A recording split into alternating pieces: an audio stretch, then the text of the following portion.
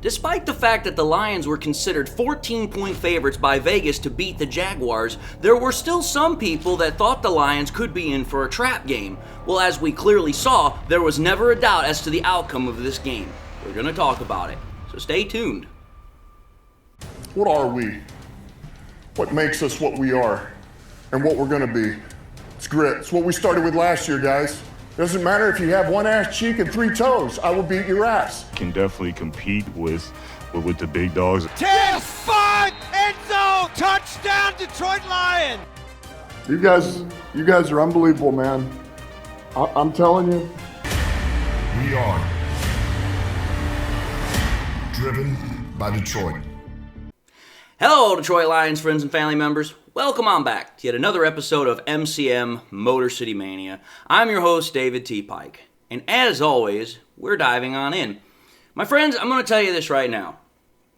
What we saw yesterday against the Jacksonville Jaguars, for lack of a better term, was just a complete disheveling. I mean, you take a look at that game, and it was clear from almost word go that was not even going to be a contest. I mean, the fact that the Jaguars actually held the lead for like a minute or two, maybe 3, because they went out their first drive and they actually got a field goal, that was laughable, that was cute, but from that point forward, the Lions just pretty much just absolutely spanked them back to the damn Stone Age. I mean, at that point, it was kind of like the freaking Lions went and skinned the Jaguars, put their freaking, pelt on the freaking, living room floor, and then the Lions pretty much just sat down and decided to have some, some tea and freaking, smoke their pipe and just enjoy the rest of their day. That was in essence kind of what we saw yesterday with the freaking Lions over the Jaguars. It was that damn laughably easy. And I'm not trying to necessarily make it worse for Jaguars fans or the Jaguars themselves, but let's just call it for what it is.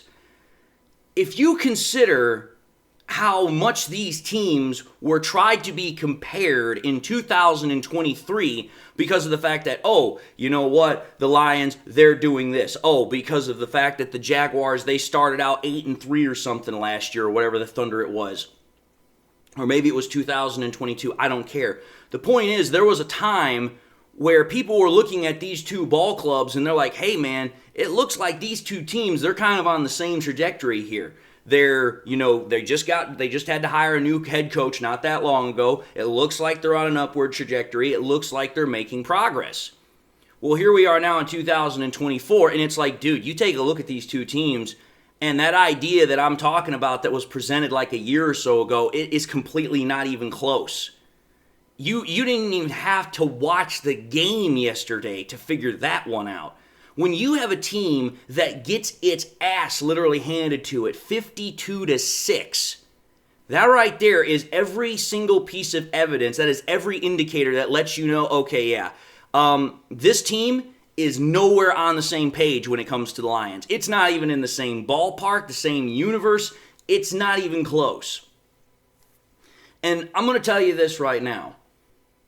You can talk about roster talent, you can talk about roster depth, you can go into all of that stuff and you can just start going down the list and check, and go over every position if you want. But I'm going to tell you this right now. Ultimately for me, where the main difference is from the two teams is at the two main positions. And that's head coach and that's quarterback. Let's start with head coach here. I still to this day find this ironically funny how when Dan Campbell got hired, and even for like the first 2.5 years that Campbell was the head coach, there were so many people who wanted to freaking come after Campbell like he was an idiot, he was a meathead, he didn't know anything about football, and that his rah-rah kind of, motivating factor about his personality was eventually going to wear off. But the funny thing about it is that the further we've gone into Campbell being the head coach, the more we have found out about the inner workings of the team. First and foremost, we found out that Campbell, one, is not an idiot. We have found out that actually he is rather intelligent about football. He just doesn't really get into all the freaking, I'm going to freaking out-talk you and I'm going to make it look like I know everything. Campbell's very down to earth. But the other thing we have found out about Campbell is that rah-rah kind of, mentality he has, it's more than just motivation. It's the ability to connect with people on a very deep, very personal level that a lot of people can't do. That factors in very greatly to his mindset. And that's the ability of him being able to motivate players more so than just shouting and screaming at them. He's able to get and reach inside of them as far as football players and say, hey, I know how to speak to you as a player, but not only as that, also as a coach, as a man, and I will be able to motivate you without necessarily having to raise my voice. Motivational speakers sometimes might have the softest voice in the room, but the words they say carry much more than the volume or the tone they're having. That's a main difference, I think, between Campbell and Doug Peterson. I can't speak much for Doug Peterson, but I know this for a fact.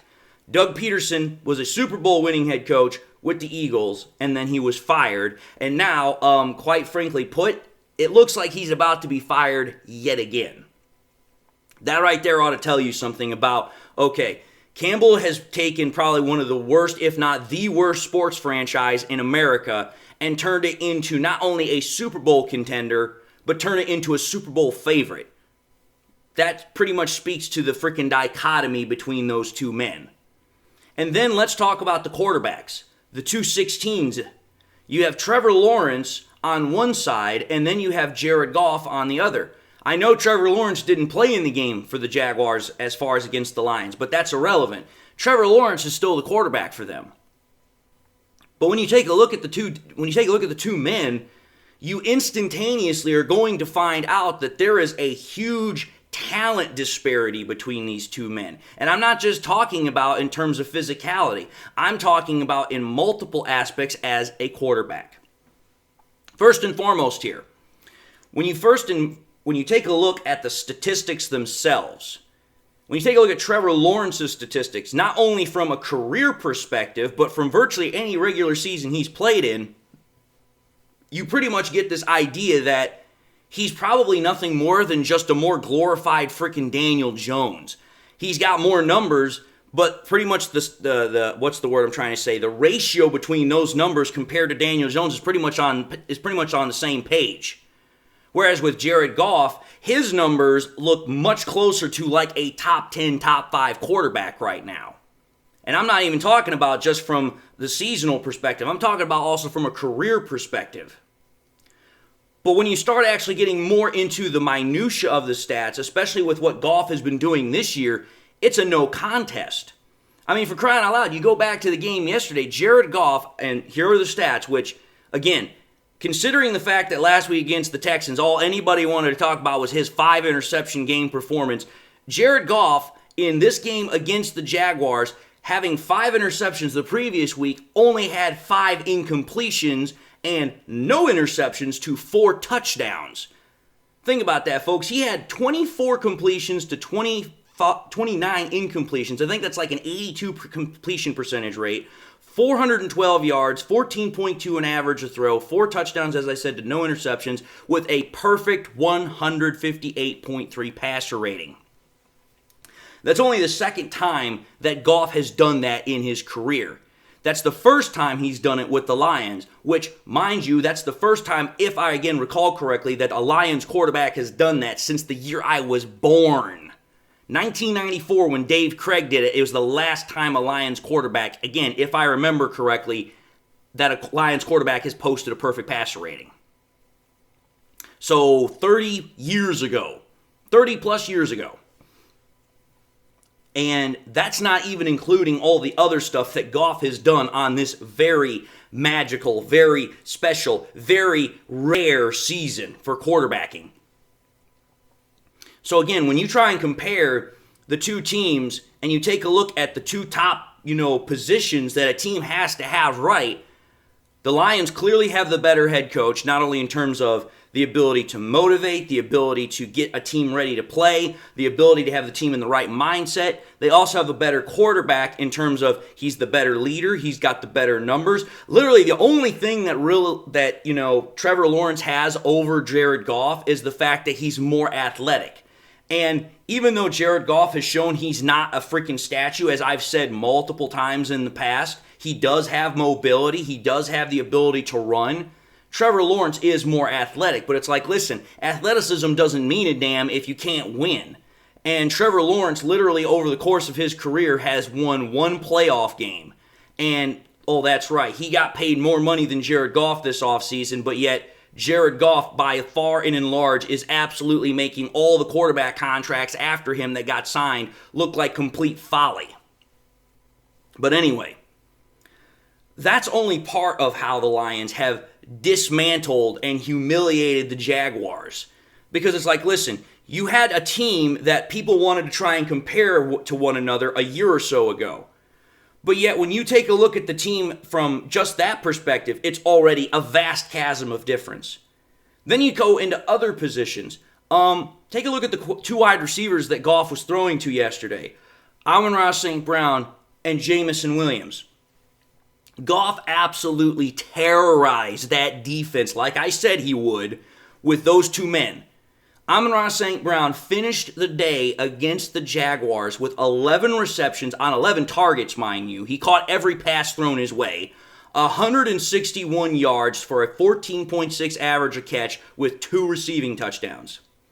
This is the same Amon-Ra St. Brown that when we drafted him in the 4th round, people were like, oh yeah, he might turn into a decent receiver, but he's not going to be one of the best that ever plays.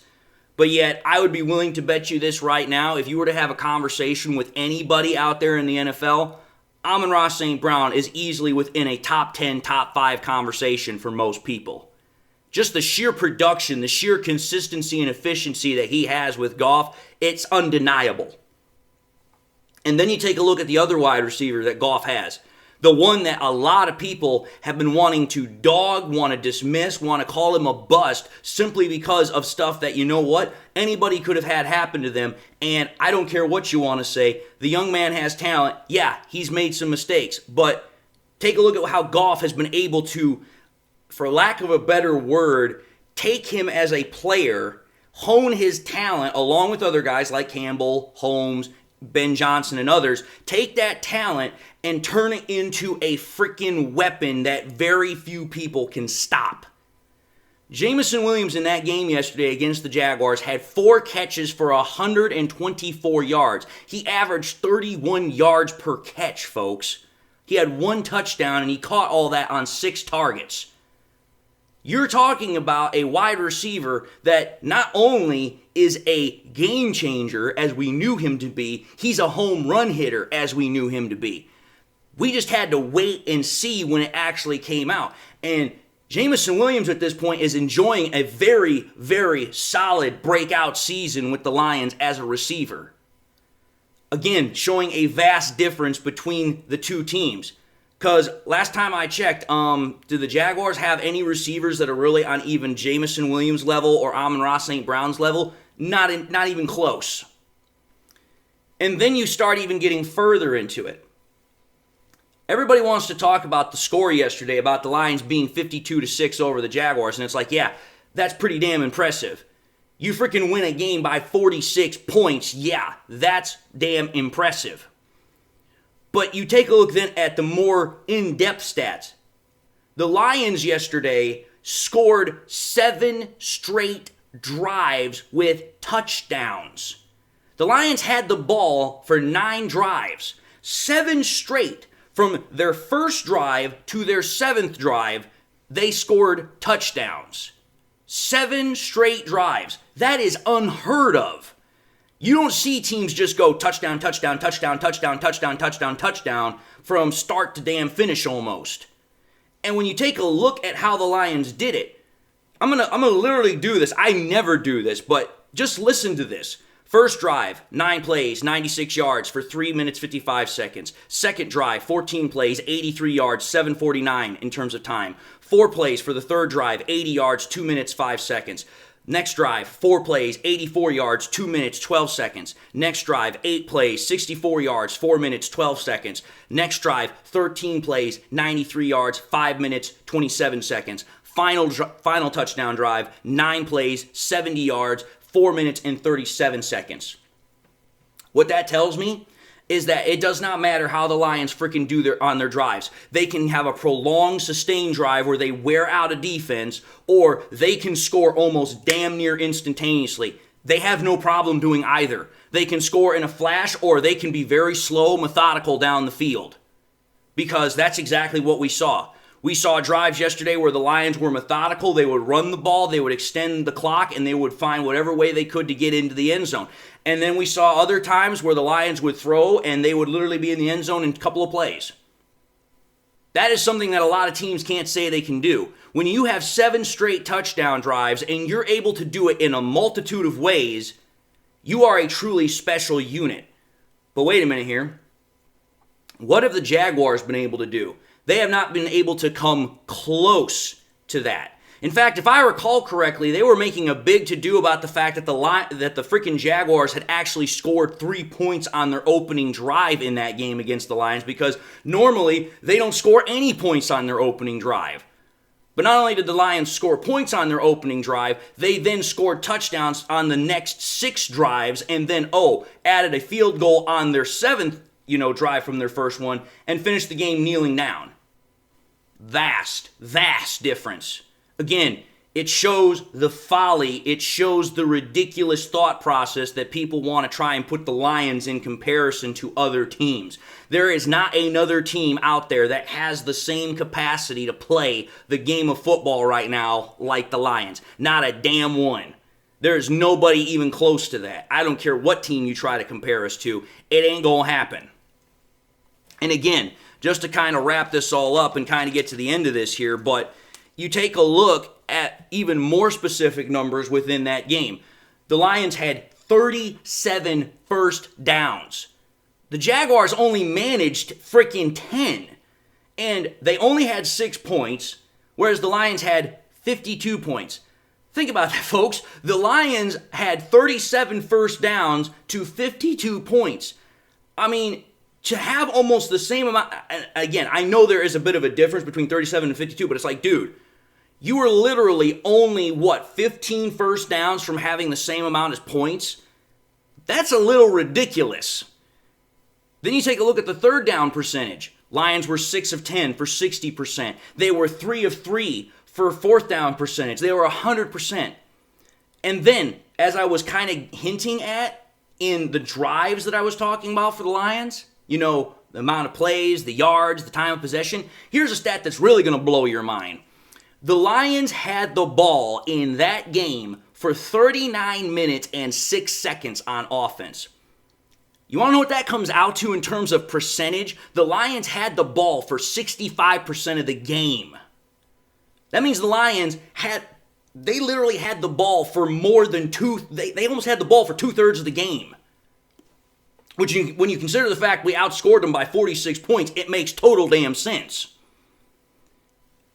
That's what I'm trying to tell people here. And just to add further insult to injury, yeah, that's right. Since we converted 100% of the time on first down, Jack Fox didn't even have to punt the ball yesterday. Jack Fox might as well have just been in his street clothes and put his helmet on just to go out freaking to hold the football for when, Jake Bates had to kick field goals. That was all he did. He just held the football for when Jake Bates had to do field goals. That was it. Other than that, Jack Fox just stood on the sideline and did nothing. That's what I'm trying to tell people. When you take a look at what the Lions did yesterday, they made it abundantly clear. As Jared Goff said after the game against the Texans, we are built differently. When you're able to go out against a professional football team, I don't care if it's a 2-8 team, and you're able to do this kind of crap, that tells you are completely different than anything else. Because, not only did the Lions do all those things I just talked about, the Lions set their franchise record yesterday for the most yards they ever had on offense in a single game with 647. The Lions did not allow Jared Goff to get sacked one time, which showed up in his stats, as I mentioned earlier, because he was extremely calm, he was cool, he was collected in the pocket. looked like he was completely at ease back there. And then on top of that, Jared Goff, as I was trying to, kind of insinuate with the difference between him and Trevor Lawrence, Goff has actually shown that when needed, he can make plays on the ground with his feet. Goff yesterday had 4 rushes for 21 yards, 5.3 an average a rush. He actually picked up 2 first downs with his feet yesterday. If you realistically think about it, the Lions have a shot to do something absolutely ridiculous over the next 7 games. Now, what that is, you're going to have to find out in another episode because this episode is at its conclusion. But I'm just letting you know, there's another episode that's going to feed off of this one. So having said that, I'm going to end this episode and say thank you all for watching another episode of MCM Motor City Mania. If you like what you saw, by all means, I highly encourage you all to watch the next episode. Also encourage you all to do one of these 3 things: like, comment, and subscribe. If by chance you had not subscribed before this time, or you also have not had a chance to do this, please make sure you subscribe, but also hit that bell notification icon so that way you guys never miss any more content I push out. Also encourage y'all, please, to make sure that you share this content with your Lions friends and family members. Share here on YouTube, share it on Twitter, share it on Facebook, share it anywhere and everywhere you possibly can, because the more we can do that, the greater the channel can grow and spread, and we're able to bring in new content viewership. And with that being said, whether this is your first time watching me or you've been able to watch me for a long time, I hope y'all enjoyed the content and I hope y'all got something out of it. I also hope that everybody has something in their life that makes them both happy and gives them a smile on their face. God bless, my friends, and until the next time we meet, I'll see you all in the next episode.